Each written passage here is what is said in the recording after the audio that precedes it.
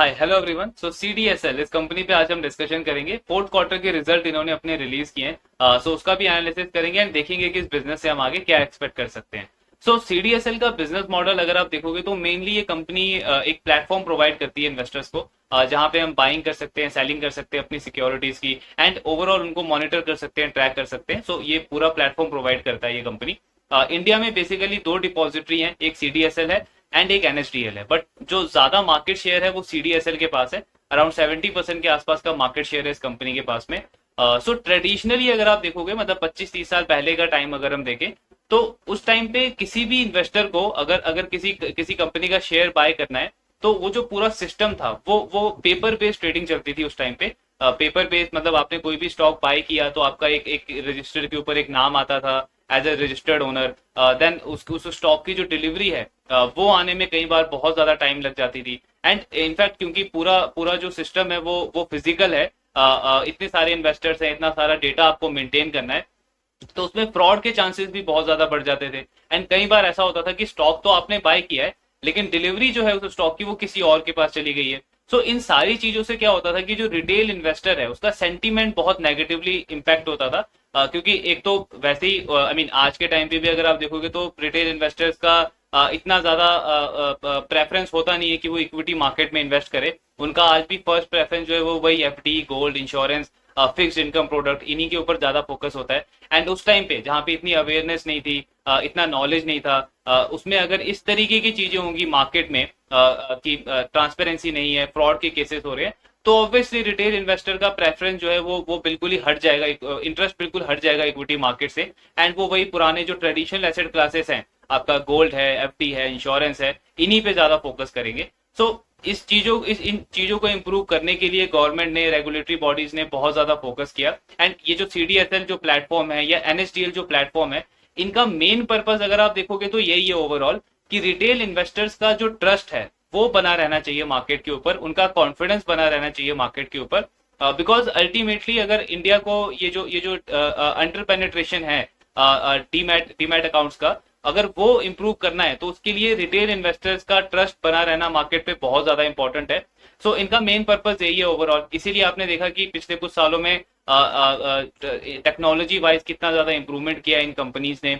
T+2 settlement आया हमारे यहाँ पे, जो जहाँ पे पहले बहुत ज्यादा टाइम लग जाता था डिलीवरी में। फिर उसके बाद अभी सेबी ने T+1 लाया है एंड अभी करंटली जो है वो T+0 के ऊपर डिस्कशन चल रहा है सेबी का।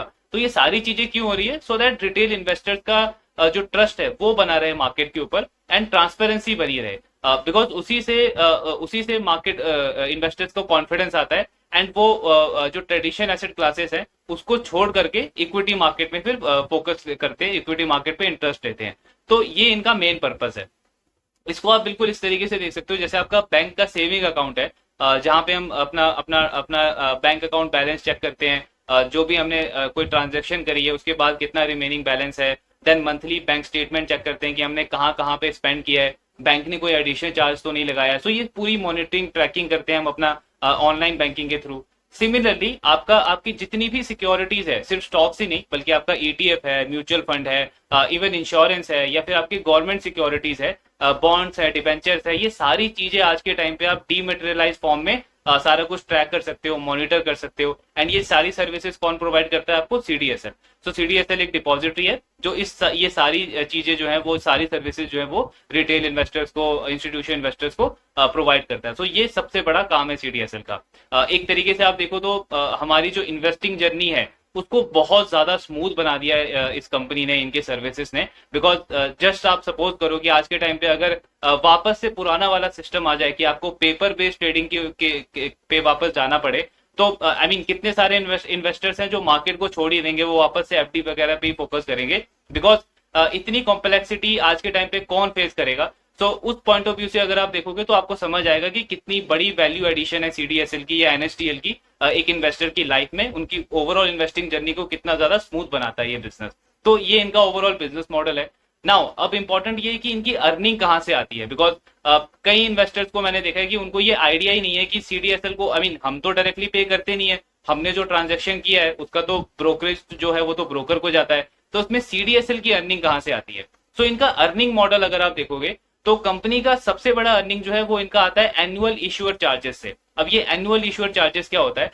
सो बेसिकली इंडिया में जितने भी कंपनीज लिस्टेड है, सपोज जैसे रिलायंस का स्टॉक है, तो रिलायंस का जो स्टॉक है वो कितने सारे इन्वेस्टर्स के पास होगा, कितने सारे इन्वेस्टर्स के फोलियो में होगा, एंड सीडीएसएल उसको उसको बैकएंड में पूरा मैनेज करता है, पूरा डेटा मैनेज करता है कि कब किसने बाय किया, किसने सेल किया, जिसने बाय किया उसको उसको सेलर सेलर से डेबिट कर करके बायर को उसको क्रेडिट करना है। सो ये सारी चीजें सीडीएसएल जो है वो बैकएंड में मैनेज कर रहा है।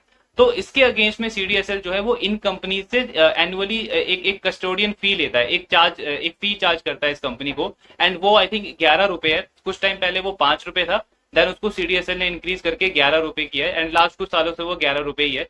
तो जैसे रिलायंस है, एचडीएफसी बैंक है, ये जितनी भी कंपनीज लिस्टेड है, ये एनुअली सीडीएसएल को 11 रुपीज पे करती है पर फोलियो, मतलब जितने भी फोलियोज में उनका स्टॉक है उसके अगेंस्ट में 11 रुपी पर फोलियो ये कंपनी जो है वो सीडीएसएल को चार्ज करती है। तो ये इनकी काइंड ऑफ रिकरिंग इनकम है, बिकॉज अगर आप कुछ साल पहले देखो तो इस कंपनी का अराउंड 40 करोड़ के आसपास एनुअल इश्यूअर इनकम आता था पूरे साल में। मतलब पूरे साल में एनुअल इश्यूअर इनकम कितना आया? 40 करोड़। एंड आज के टाइम पे एक क्वार्टर में अराउंड 70 करोड़ के आसपास का एनुअल इश्यूअर आता है। मतलब पहले जो पूरे साल में आता था वो अब सिर्फ एक क्वार्टर में आता है इस कंपनी को, बिकॉज दो चीजों से हुआ है। एक तो नंबर ऑफ कंपनीज बढ़ गई है, हर साल नई कंपनीज लिस्ट होती है। दूसरी तरफ देखोगे तो इन्वेस्टर्स भी बहुत बढ़ गए हैं पिछले 3-4 साल में। अगर हम डीमैट अकाउंट देखें तो वो 3 गुना 4 गुना हो गया है। सो उसका उसका उसका बेनिफिट किसको जाता है? सीडीएसएल को जाता है, बिकॉज जितने ज्यादा इन्वेस्टर्स बढ़ेंगे उतने ज्यादा नंबर ऑफ वॉल्यूज बढ़ेंगे, जितनी ज्यादा कंपनीज बढ़ेगी उतनी ज्यादा नंबर ऑफ स्क्रिप्ट बढ़ेगा मार्केट में। सो उन दोनों चीजों का जो जो फी है वो उसका बेनिफिट मिलता है सीडीएसएल को। तो ये इनकी पहली इनकम है, इसको आप रिकरिंग इनकम बोल सकते हो, बिकॉज मार्केट अच्छा करे बुरा करे, स्टॉक्स तो लिस्टेड है ही, तो उनको ये फी तो फी जो है वो तो पे करना ही पड़ेगा सीडीएसएल को। तो ये इनकी रिकरिंग इनकम है। दूसरी इनकम है इस कंपनी की ट्रांजेक्शन इनकम। अब ये ट्रांजेक्शन इनकम क्या होता है? सपोज मेरे पास एक कंपनी का शेयर है, मैंने उसको सेल किया एंड आपने उस स्टॉक को बाय किया, तो ये एक ट्रांजेक्शन हो गया मार्केट के अंदर। अब हर एक डेबिट ट्रांजैक्शन के ऊपर सीडीएसएल जो है वो एक फी चार्ज करता है, अराउंड 5 रुपए के आसपास है ये। सपोज मेरे पास एचडीएफसी बैंक का स्टॉक्स है, मैंने उसको सेल कर दिया, आपने उसको बाय कर लिया। अब क्योंकि मेरे अकाउंट से वो डेबिट हो गया तो सीडीएसएल जो है वो मुझे एक फी चार्ज करेगा पर स्क्रिप्ट। मतलब अगर मेरे पास एचडीएफसी बैंक का शेयर है, मेरे पास आईटीसी का शेयर है, एंड मैंने दोनों को सेल कर दिया, तो 5 रुपए मुझे चार्ज करेगा एचडीएफसी का एंड 5 रुपए चार्ज करेगा आईटीसी का। तो ये एक उसका ट्रांजैक्शन चार्जेस हो गया। अब सिंपली अगर आप इसको सोचो तो ट्रांजैक्शन चार्जेस सीडीएसएल के लिए कब ज्यादा होगा?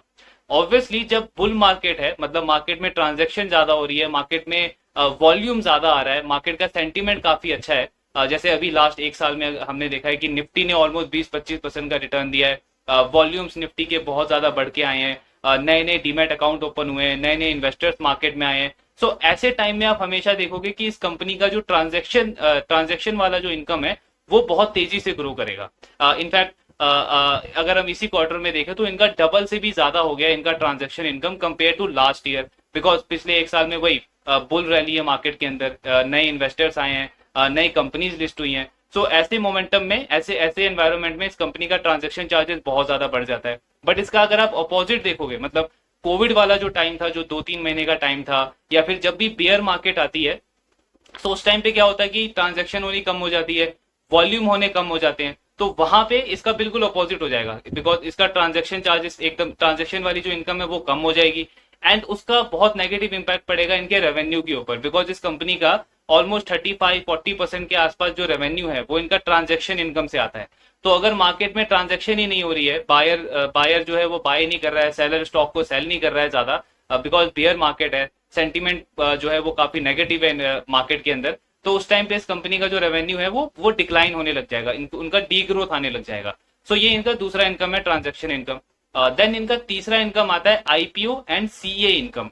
सो सीए इनकम होता है बेसिकली कॉर्पोरेट एक्शन। सो कॉर्पोरेट एक्शन मतलब कि जो भी कोई कंपनी बोनस इशू करती है या स्प्लिट इशू करती है, तो उसका सारा अरेंजमेंट बैकएंड में सारा कुछ, वो जो बोनस इशू के बाद में जो इन्वेस्टर को उसका जो नंबर ऑफ स्टॉक रिफ्लेक्ट होना है, या स्प्लिट इशू के बाद में हर एक इन्वेस्टर को कितना स्टॉक रिफ्लेक्ट होगा, सो ये सारी चीजें तो डिपॉजिटरी को ही मैनेज करनी पड़ती है, सीडीएसएल को ही मैनेज करना पड़ता है। तो इसीलिए सीडीएसएल इसके अगेंस्ट में भी हर एक कंपनी से जो भी कोई कॉर्पोरेट एक्शन अनाउंस करता है, चाहे वो बोनस इशू हो, डिविडेंड हो, या आपका स्प्लिट हो, तो उसके अगेंस्ट में कोई एक पर्टिकुलर फी चार्ज करता है ये। सो ये हो गया इनका कॉर्पोरेट एक्शन से इनकम। देन आईपीओ, हर साल हम देखते हैं कि कुछ नई कंपनीज लिस्ट होती हैं, एंड जब बुल रैली होती है तो बहुत सारी कंपनीज का आईपीओ आता है। जैसे पिछले एक साल में आप देखोगे तो बहुत सारी बड़ी कंपनीज का आईपीओ आया, टाटा टेक्नोलॉजी का आया, मामा अर्थ का आया, तो ऐसे बड़े बड़े आईपीओ आते हैं। अब जब भी कोई कंपनी आईपीओ लेके आई है तो उसके पास ऑप्शन क्या है मार्केट में, उसको तो सीडीएसएल के पास जाना ही पड़ेगा, डिपॉजिटरी के पास तो जाना ही पड़ेगा, वही बिकॉज ऑडियंस वही है, क्लाइंट वही है, बायर्स ही वही मिलेंगे उसको। सो वो कंपनी लिस्ट होगी तो उसको भी एक अपफ्रंट जो है वो फी पे करना पड़ता है सीडीएसएल को। तो ये उनका आईपीओ से इनकम हो गया।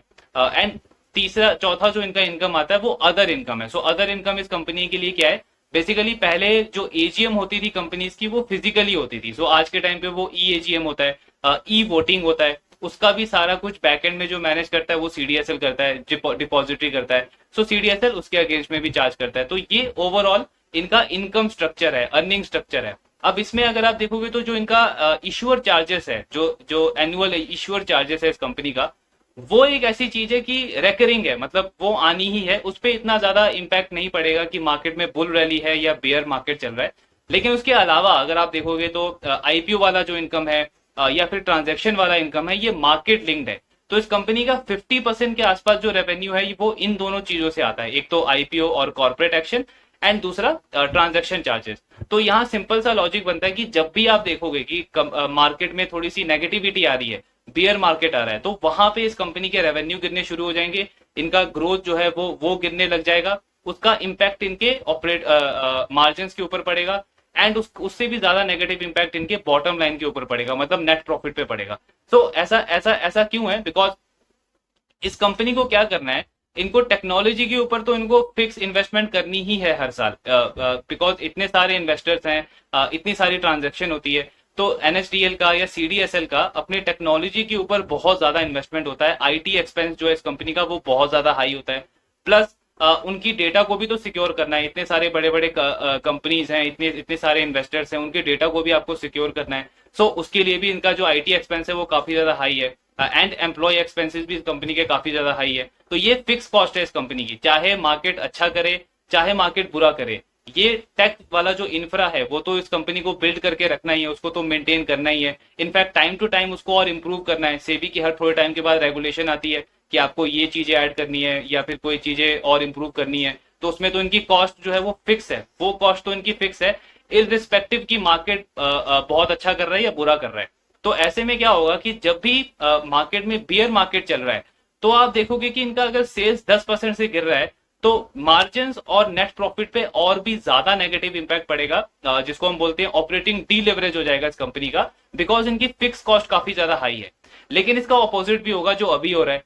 सो जब भी इस बुल रैली होगी मार्केट के अंदर, मतलब मार्केट में सेंटीमेंट काफी अच्छा है, तो उस टाइम पे आप देखोगे कि इस कंपनी का अगर सेल्स ग्रोथ 50% है, 60% है, तो मार्जिन उससे भी ज्यादा अच्छे होंगे, एंड जो नेट प्रॉफिट है वो उससे भी हायर रेट पे ग्रो करेगा, बिकॉज फिक्स कॉस्ट तो आपकी वही है, एम्प्लॉय को तो आप उतनी ही सैलरी दोगे। ऐसा तो है नहीं कि बुल मार्केट आ गई है तो आप अपनी एम्प्लॉय की सैलरी डबल कर दोगे या फिर अपना आईटी एक्सपेंस डबल कर दोगे, वो तो उतना फिक्स ही रहेगा। लेकिन क्योंकि बुल मार्केट आ गई है तो फिक्स कॉस्ट तो आपकी फिक्स है, तो उसका जो बेनिफिट है उस कंपनी को बॉटम लाइन में मिलेगा, जो कि करंटली आप देख भी रहे हो उस कंपनी के साथ में। अगर इस क्वार्टर का हम नंबर देखें इस कंपनी का, तो इनका जो टॉप लाइन है, जो सेल्स है, वो अराउंड 93% से ग्रो हुई है on a Y basis, last year से अगर हम उसको कंपेयर करें। मार्जिन में बहुत अच्छी इंप्रूवमेंट आई है, अराउंड 54-55% के आसपास मार्जिन थे, तो वो इंप्रूव होकर के 61% हो गए हैं। नेट प्रॉफिट जो है वो इस कंपनी का डबल से भी ज्यादा हो गया।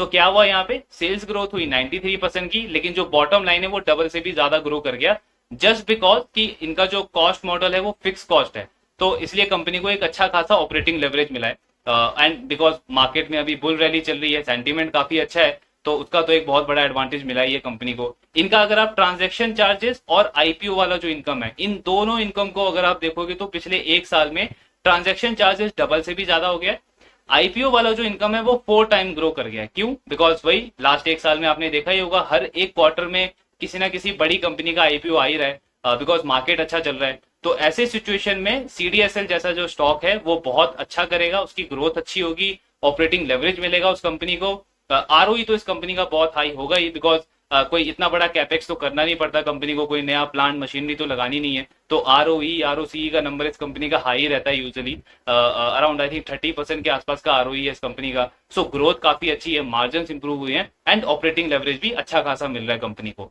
अब मतलब इस तरीके की बेट में अगर आपको प्ले करना है तो सबसे सबसे बेस्ट टाइम क्या है कि जब बियर मार्केट ऑलमोस्ट खत्म हो रही है एंड आपको दिख रहा है कि इस कंपनी में धीरे धीरे सेल्स ग्रोथ के नंबर बढ़ने शुरू हो गए हैं, इनकी जो ट्रांजैक्शन इनकम है उसमें धीरे धीरे अच्छी ग्रोथ आने लग गई है। जैसा आई थिंक अगर आप लास्ट ईयर का फर्स्ट क्वार्टर के बाद का अगर आप टाइम देखोगे तो उस टाइम पे इनकी हल्की हल्की सेल्स में ग्रोथ आने लग गई थी, अराउंड 9-10% के आसपास का सेल्स ग्रोथ आया था, ट्रांजैक्शन इनकम बढ़ने लग गई थी, तो वो एक क्लियर साइन था कि आगे जाके एक बुल मार्केट आने वाला है।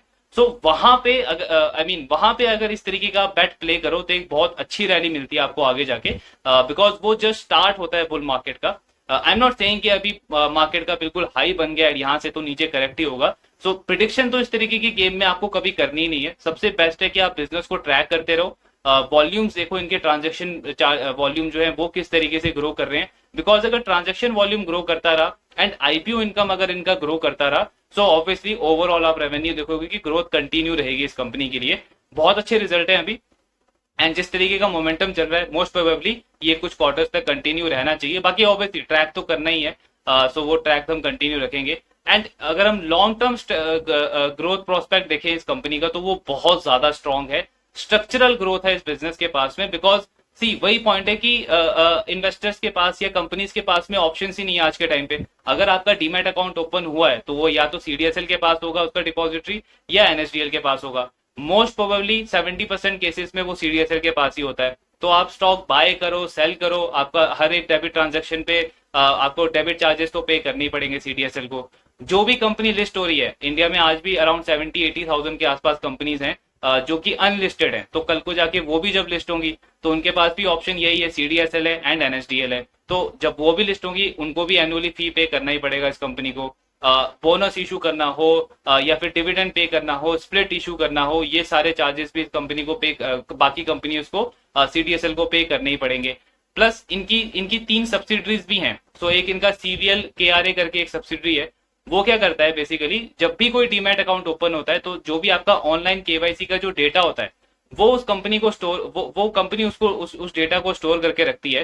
एंड नाउ सपोज आज मेरा जो डीमैट अकाउंट है वो जीरोधा के पास है, जस्ट फॉर एग्जांपल कुछ टाइम बाद मुझे लगता है कि मुझे HDFC सिक्योरिटी में अपना अकाउंट ओपन करना है, तो अगर मैं HDFC सिक्योरिटी में जब अपना अकाउंट ओपन कर रहा हूँ तो HDFC सिक्योरिटी KYC डेटा कहां से लेगा मेरा, वो CVL KRA से डेटा फैच करेगा। सो ऑनलाइन डेटा शेयर करने का जो CVL KRA है वो कुछ चार्ज वहां पे लेता है, तो वो उस तरीके का बिजनेस मॉडल है एंड उसमें भी ग्रोथ प्रोस्पेक्ट बहुत ज्यादा है, क्योंकि जैसे जैसे demat account number of demat account बढ़ते जाएंगे, नए नए डीमैट अकाउंट ओपन होंगे, तो उसका डेटा कहाँ पे स्टोर हो रहा है, CVL KRA के पास हो रहा है। सो वो एक काइंड ऑफ डेटा लाइब्रेरी बना रहा है वो कंपनी, एंड कल को किसी को भी KYC का डेटा चाहिए होगा किसी भी इन्वेस्टर का, सो वो उसके पास एक ही ऑप्शन है CVL KRA का। सो उस कंपनी के ग्रोथ प्रोस्पेक्ट भी बहुत अच्छे हैं। इसके अलावा इस कंपनी की एक और सब्सिडरी है इंश्योरेंस की डिपॉजिटरी है, वो CRIL करके है। सो वैसे अभी तक इंडिया में ये मैंडेटरी नहीं हुआ है, लेकिन इसके चांसेस बहुत ज्यादा है कि आगे चल के आप देखोगे कि जो इंश्योरेंस है उसको भी, इंश्योरेंस पॉलिसीज को भी गवर्नमेंट जो है वो मैंडेटरी कर दे कि आपको डीमेटेरियलाइज फॉर्म में रखना पड़ेगा। आज के टाइम पे वॉलेंट्री है, मतलब मैंडेटरी नहीं किया है लेकिन वॉलेंट्री है, कुछ कंपनीज के साथ में इनका टाई अप भी है, तो जब वो मैंडेटरी हो जाएगा तो एक नया ग्रोथ एवेन्यू इस कंपनी के लिए वहां से आ जाएगा। So growth prospects long term में इस कंपनी के पास बहुत ज्यादा है। अंडर पेनिट्रेशन तो इंडस्ट्री का ही काफी ज्यादा है, सिर्फ 14-15 करोड़ के आसपास डीमैट अकाउंट है, तो ये नंबर जब 50 करोड़ 60 करोड़ 70 करोड़ तक जाएगा तो वो सारा जो ग्रोथ प्रोस्पेक्ट है वो इस कंपनी के पास आने वाला है। So long term growth prospect बहुत अच्छा है, लेकिन ऑब्वियसली अगर आपको साइकिल प्ले करना है तो उस बिजनेस को कंटिन्यूसली ट्रैक करते रहना है। बाकी अभी कौन कॉल होगा उसको भी हम गो थ्रू करेंगे, डिस्कस करेंगे मैनेजमेंट का क्या आउटलुक है अगले कुछ क्वार्टर्स को लेकर के। सो ये ओवरऑल एनालिसिस था CDSL के ऊपर। बाकी जो भी आपके डाउट्स हैं do let me know in the comment box. Thank you very much.